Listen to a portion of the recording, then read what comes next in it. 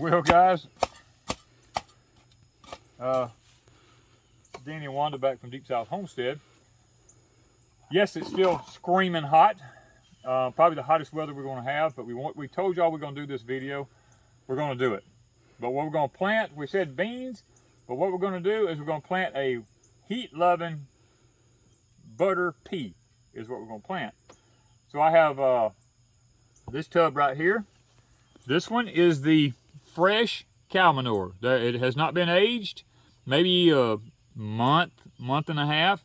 Manure in this one. This one is the 25-plus-year-old cow manure in this one. I was digging in it because we took it out of the old barn, and there is a socket for a 3/8 drive socket for a ratchet that was in there. I mean, you never know what you're going to find in this stuff. So we have put 2 5-gallon bucketfuls of dirt. We split it equally, so there's, well, actually, there was 2. There's 1 in each one of them, a 5-gallon bucketful in each one of them, of just soil out of the ground here. No telling what's going to come up in it, but we needed to mix some soil in with the cow manure so that it has some living microorganisms out of the soil in with it. Now, we have put absolutely 0 fertilizer in it. And it is, hasn't rained here in forever, so it is dry. So I am going to have to put some moisture in it, guys. I'm going to have to put a little bit in there, and I'm going to have to return it again because it's just powder. I do want my seeds to come up. And the thing about the butter peas that we're planting, these are some that we planted years ago in containers. They done really good through the heat, and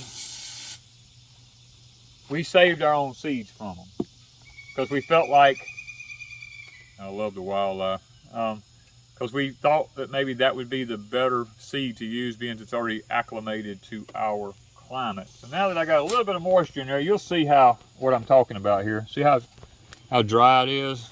I just want a little bit of moisture down in it there. It's pretty dry, so we're gonna get a little bit down in up under the top surface there a little bit. So it's gonna really take a lot to wet these tubs back.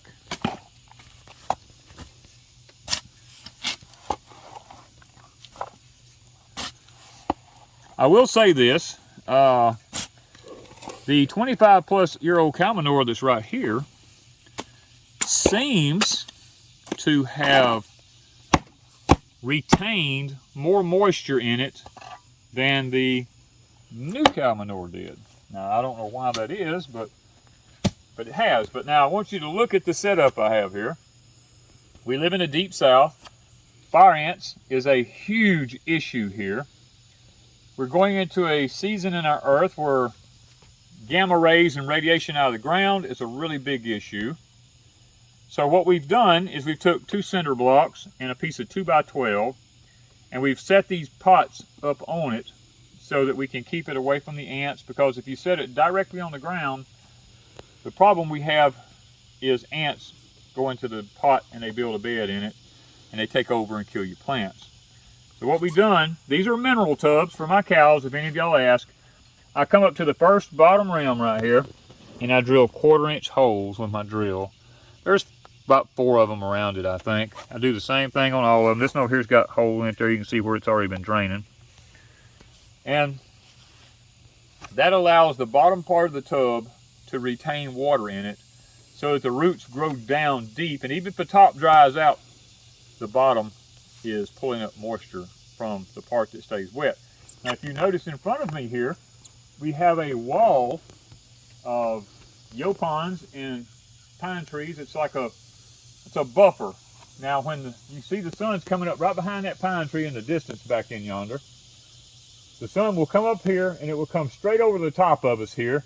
And when it gets right over us here in the middle of the day, these plants will get sunshine for probably about 2 hours, maybe 3 at the most. And then when it gets back over this way, the trees have it shaded again. So it gets filtered sunlight in the morning through these trees here, it gets direct sunlight in the middle of the day, and then it goes on and is in the evening it's all shaded. And because we've done that because these are heat-loving plants. They love heat. So now that we have this done, like I mentioned, we have no fertilizer put in them other than the cow manure. This is the 25-year plus cow manure. This is 1 month old. We call it fresh.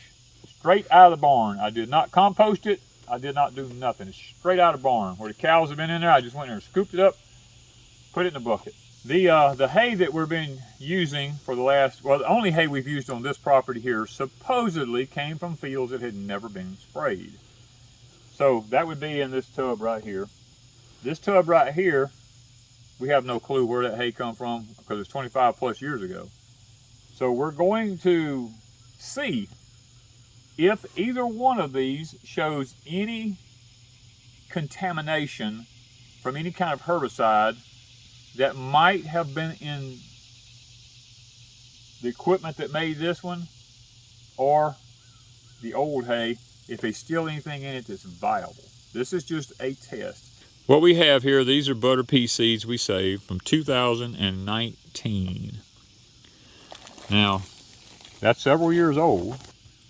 Now this is the butter pea seeds. These are an heirloom. They were bred up a cross between a butter bean and a pea because people like the quality of both of them. Now you can get these in white, or these are the old-fashioned red ones. So what I'm going to do is I'm going to put 2 there. I'm going to put 2 over here. And I'm going to put 2 over here in this one. And I'm going to do the exact same thing over here. I'm going to put 2 right there. Put 2 right here. Oh, rolled off down the hill. 2 right here. And I'm going to put 2 over here. There we go. Now I'm going to punch them in the ground. About 1 inch. Not going to go very deep. About 1 inch. Because when I wet this, it's going to, and all y'all going, oh, you're touching that to cow manure with your hands. Guys, I've delivered enough calves, had my hands in places that would be so ungodly to think about. I'm not worried about cow manure. Plus we have water. We got water and right soap. Here. Yeah. So we're going to get that in there. Now I'm going to cover these up. All right, we're going to wash our hands off.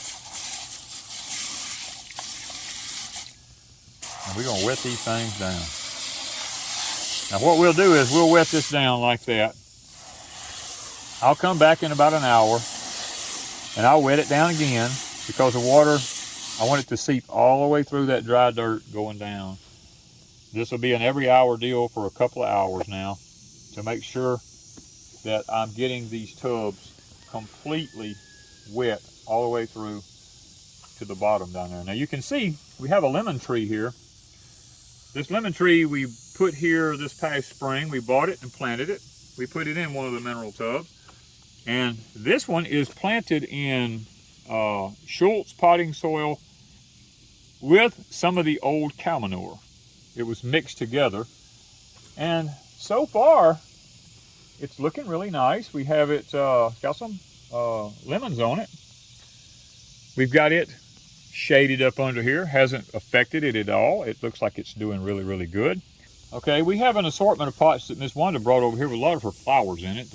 Different subscribers has gifted her with stuff. Miss Lippy's given her some flowers back here, and also another subscriber gave us a briar back there that's a bramble. And I think Miss Lippy gave her the rose bush and a couple other plants here. And Miss Wanda just brought them over here to Pecan Grove and just throwed them out on the ground in the shade here. And I'll be honest with you, we forgot about them. And I watered them, but I mean, they've been dry. Oh, they get dry because I forget, like, yeah, for 3 or 4 days, yeah, 5 3 or 4 days. And you're going to say, well, why don't they have fire ants in them? Well, these pots don't have no holes in them. And they just sit here, and the crows are flying over us here. But they just sit here, and when they dry out a little bit, we come put some water in them. They're not full of holes on the bottom for fire ants to get up in them.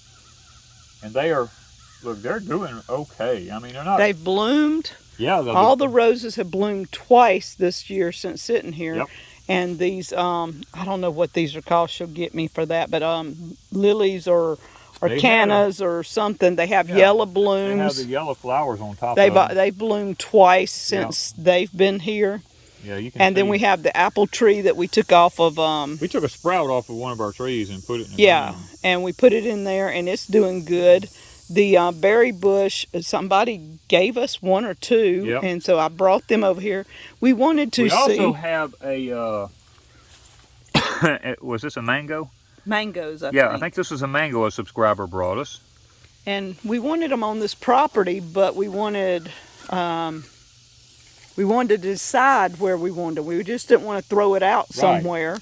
So they've been sitting here under this tree, and when we put the well, you know, I started watering. Before then, I had to tote water, and that's why they didn't get watered as much. Yeah, we had to bring water from the well on the other end of the property up yonder, a little 2-inch well that the old person had up there for watering stuff with. And we needed a well down here so we could water the pastures for the cattle, because we have a cattle barrel right out there where the cows is. And we kind of centrally located the well in the fields out here. And that way we can run, we got water hoses ran over there. We haven't had time to trench and put the freeze-proof hydrants and all that down yet. That'll come this winter maybe. But we've got a cattle barrel over there. We still have a whole field out here to fence.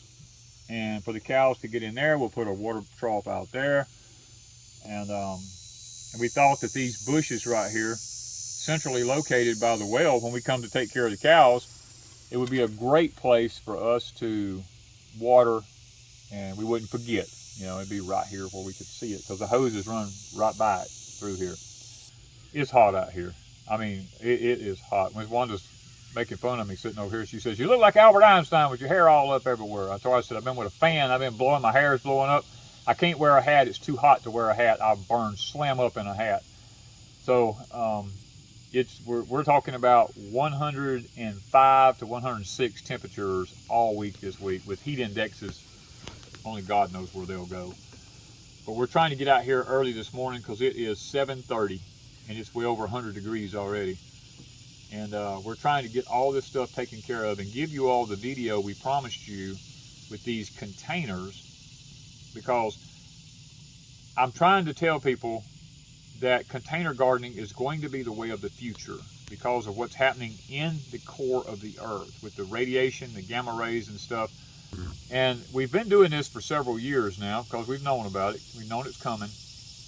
And that's why with our high tunnels, we started putting these containers up on blocks in the high tunnels, and it has been working fantastic. Now, the one difference between here and way over at Deepsouth Homestead that we're looking at, I have not put any earthworms in these pots. Now, normally, I will go to the bait shop and get a little pack of wigglers and come and dump a pack of wigglers in each one of my pots so that they have worm castings in there, because the worms are not going to hurt your plants. Matter of fact, it's beneficial to them.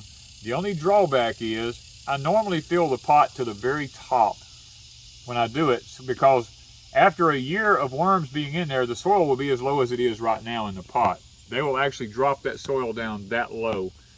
But being this is only an experiment to see about the cow manures, I'm not really worried about how deep they are in there. All right, guys, so stay with us on this experiment here, because we got the 25-plus-year-old cow manure and I call it fresh, it's a month old, right out of the stall. Hasn't been composted or anything. I just want to see. Everybody says you can't use fresh cow manure, it will burn stuff up. Well, I'm one of these kind, I don't take science's word for nothing. I just do it myself to see. And I have time to experiment about it, and I have the resources. So that's what we're doing. And I want to do it for you guys too. It's not just for me, because I have a whole barn up here now full of cow manure. And I will say this, let me add one thing to this. The barn cow manure may have some wood chips in it, because I fill my stalls with shavings like you put in horse stalls, because they urinate in there so much. I don't want to create mud holes, and I'll throw the shavings in there, and the shavings absorb the manure. So there's probably some wood shavings in this, Then the fresh, it's not in the old, but it is in the fresh. We haven't put any lime in any one of them. Like I said, this is strictly an experiment for not only us, excuse me, but for you guys also. I want y'all to see firsthand what happens. So continue to watch us and continue to follow us along, and we're going to put videos up as these things start sprouting. We're going to show you the process and show you how they do. So stay with us and subscribe to us, guys. If you're not subscribed, please subscribe to us and hit that like button, because look, they are shadow banning us really bad right now because we are telling the truth about everything. And it's quite possible that our videos could get pulled, because I've told so much truth in the past that with the new rules on YouTube, they could very well start taking some of my videos down. So that's why I tell people, if you want to know the truth, you better go now and start watching. Once they're gone, they're gone. You know, we can't put them back. And that knowledge will just be lost to those who haven't watched it and wrote down everything that we talked about. So, love you. Continue to watch us, and we'll show you what happens to these pots. Thank you guys from Deepsouth Homestead.